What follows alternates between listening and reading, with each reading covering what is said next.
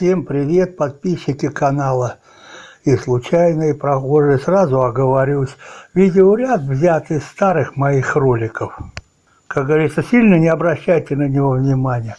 А тема, я тут посмотрел один ролик, где мужчина плавит стекло из песка, набранного в тех или иных районах.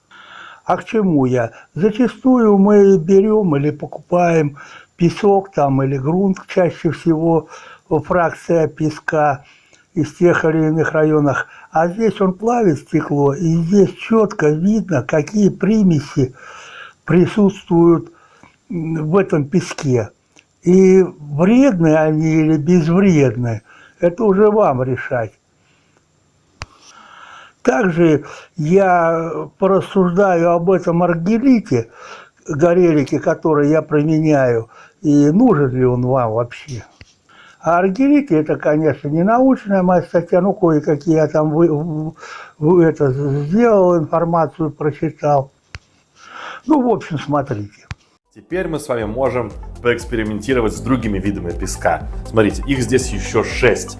Вот она такого красивого зеленоватого оттенка. Откуда же берется этот оттенок у стекол? Зеленый цвет, как правило, дают ионы железа. И очень часто вместе с песком как раз идет примесь железа. А вот такая красивая голубенькая плиточка. Здесь цвет уже немножко другой, да? Поэтому, наверное, здесь преобладают примеси не ионов железа, а, скорее всего, ионов меди. Потому что именно медь, как правило, дает в стеклах, и не только в стеклах. Вот, например, в растворе, раствор сульфата меди дает такой вот красивый синий или голубоватый оттенок в зависимости от концентрации. Следующее, давайте посмотрим на Владивосток.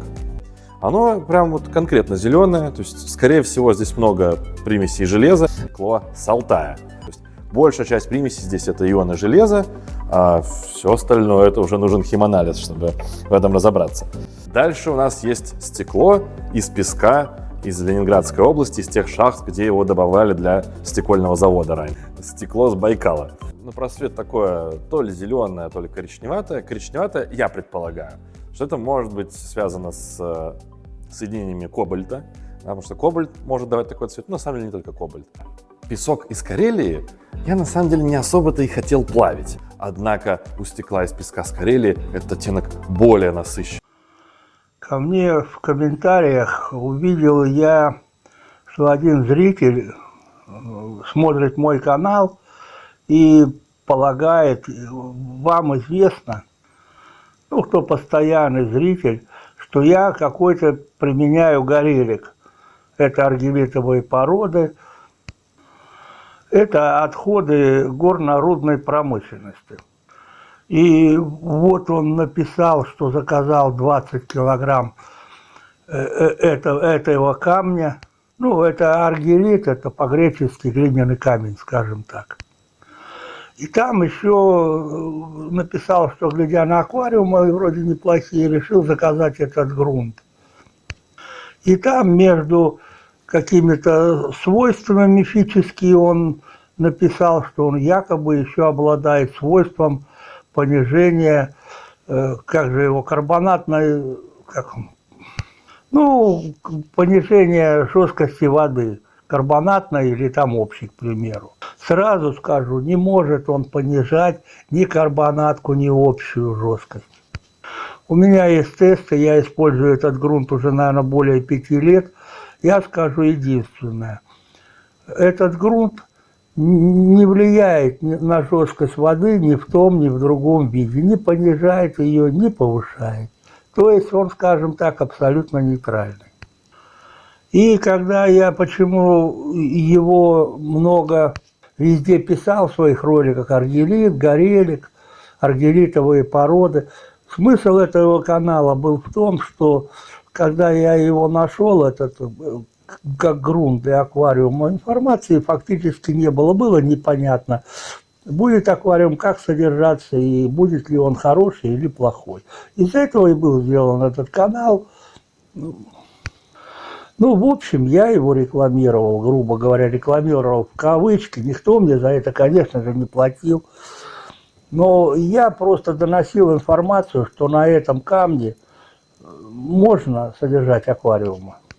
Опять же, оговорюсь, он был крайне дешев. Когда я его покупал, допустим, кварц стоил 60-80 рублей. А я его покупал, правда, на мелкооптовой базе, где он продавался в мешках по 20-50 килограмм. Я его покупал 12 рублей килограмм. Это были приемлемые цены. Вы, конечно, этого не заметили, но тут на Медне я зашел в этот мелкооптовый магазин и офигел. В мешках по 20 килограмм, по 10 они его продают по 50 рублей. Еще раз оговорюсь, это отходы горнорудной промышленности. Выглядят они вот так. То есть это материал, который никуда не годен. Единственная польза от этого горелика, где я его видел применяют, это им отсыпают дороги. И сами понимаете, дорогим материалом отсыпать дороги не будут. Это вот единственное его применение, которое применяют у нас его в Кузбассе. Также, когда я копался много в этой информации, его применяли для производства асфальта. Ну, это были какие-то добавки и мелкая фракция. Мелкая фракция почему и применялась? Потому что этот горелик, то есть его уже давно разделяют по фракциям и используют в строительстве. А именно в асфальте его использовали потому, что он обладает мелкопористой структурой и позволяет лучше сцепляться тем или иным, как говорится, веществам. Не веществам, а материалу. Конечно, то, что он мелкопористый, когда я искал эту информацию, меня это заинтересовало. Думаю, ну, значит, он и для аквариума, в принципе, неплохо. Говорил ли я, не говорил? Я все свои ролики прочесал, их там больше 100 штук, и удалил все упоминания, словосочетания слова «горелик» и аргиритовые породы. Просто по той схеме, что цены они даже здесь задрали, и какие-то мифические свойства ему стали приписывать. Якобы он даже фильтрует и очищает воду. Короче, все это я удалил нафиг. Почему? Я ради прикола позвонил туда на базу, которая находится вроде бы, ну, километров 20-25 от моего дома, и спросил, я хочу заказать мешок. Сколько мне это обойдется? Мешок там 10 килограмм 500 рублей. Мне сказали, что обойдется это вам 3000 рублей. Это я к тому, что где я живу, у меня это дешево было, а сейчас стало дорого. И, допустим, выбирая кварц за 100 рублей или 50 горелик, я бы, честно говоря, выбрал кварц. То есть, грубо говоря, этот аргирит, где вы смотрите аргирит или горелик, овчинка выделки не стоит. То есть, если даже довести тут до меня мешок, я, конечно, понимаю, что вам КАМАЗ не привезут, вам состав не привезут, вам также будут в мелкой фасовке продавать. Вот сами поймете, как вырастет цена, если он даже доедет, допустим, я живу в Кузбассе, он доедет до Новосибирска, и он уже, цена у него вырастет в 2 раза, если не больше. И сразу скажу, не стоит он того, не стоит. Теперь поговорим о его мифических способностях, таких как очистка воды или понижение жесткости воды. Очистка воды, да, присутствует, но это все из-за того, что материал мелкопористый, там, похоже, бактерии хорошо расселяются. И вот это именно то, что бактерии там хорошо расселяются, он и чистит маленько воду. Как говорил, жесткость не понижает. Единственный ролик вы видели, где у меня карбонатка ушла в ноль, но это из-за того, что я подавал сильно много углекислоты, и у меня карбонатка побежала в ноль. Я, кстати, отключил углекислоту, и карбонатка восстановилась, грубо говоря. Ну, карбонатная жесткость имею в виду. Ну, теперь о этих мифических свойствах этого аргирита горелика. По породному составу в горелике порода Это слюда, кварц, полевые шпаты. По химическому составу на 50% он состоит, это алюмосиликатный грунт. Я думаю, многие услышали, что вы где-то уже слышали это алюмосиликатный. Да, это пропант. Аргелит, вот который я применяю, и пропан, это абсолютно идентичные по составу, по химическому составу породы, но это не породы, конечно. Аргелит это сделан природой, который... Так, аргелит это у нас что? Это образуется в процессе уплотнения, обезваживания, цементации. То есть эта порода образовалась то, что она лежала под землей глубоко при большой температуре, то есть горение углей, и происходит образование этой породы, скажем так. То есть, грубо говоря, это спеченная керамика, только природная. Пропант, я не полезу сейчас в состав изучать, но вроде бы это то же самое.